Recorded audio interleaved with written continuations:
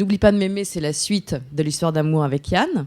C'est aussi une chronique sociale dans mon immeuble parce qu'il y a eu à un moment donné un projet luxueux pour racheter les appartements et en faire quelque chose de plus beau que ça ne l'est actuellement. Et je suis partie à l'aventure. Je me suis battue pour moi et pour un vieux monsieur qui habitait dans mon immeuble pour garder l'appartement dans lequel on était. Parce que c'était un peu compliqué à ce moment-là pour nous de changer. Donc j'ai essayé de contacter la propriétaire, ce qui n'a pas été évident, mais je raconte tout ça. Il y a un récit, du coup, avec donc, ce que je viens de dire. Et puis après, il y a une voisine un peu inattendue et mystérieuse qui vient habiter au-dessus de chez moi. C'est presque un personnage romanesque, d'ailleurs. On a oui, du mal à mais croire. Je crois que ma vie est romanesque. C'est-à-dire que quand on a été au plus bas et qu'on a été très malade ou qu'on a eu des difficultés, on cherche, en tout cas quand on a envie de rebondir, tous les moyens en fait sont bons pour y arriver, pour s'en sortir bien psychologiquement et physiquement.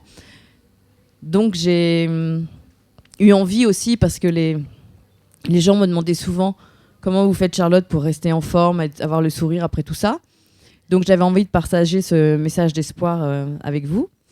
Et pendant des années, j'ai essayé plein de sortes de méthodes avec des spécialistes de médecine douce, de psychologie et des méthodes de relaxation. Et donc du coup, je les illustre au fil du récit. Il y a 3 catégories, en fait. Il y a des recettes pour apprendre à se détendre profondément et se relaxer. Il y en a pour reprendre confiance en soi. Et puis, il y en a pour passer à l'action. Parce que je pense que le bonheur est dans l'action et pas en restant assis chez soi à broyer du noir. Il y a aussi, j'explique comment chasser les idées noires, comment bien s'entourer. Enfin, en fait, ce livre était déjà écrit avec De cœur inconnu. C'était par contre un gros manuscrit, donc...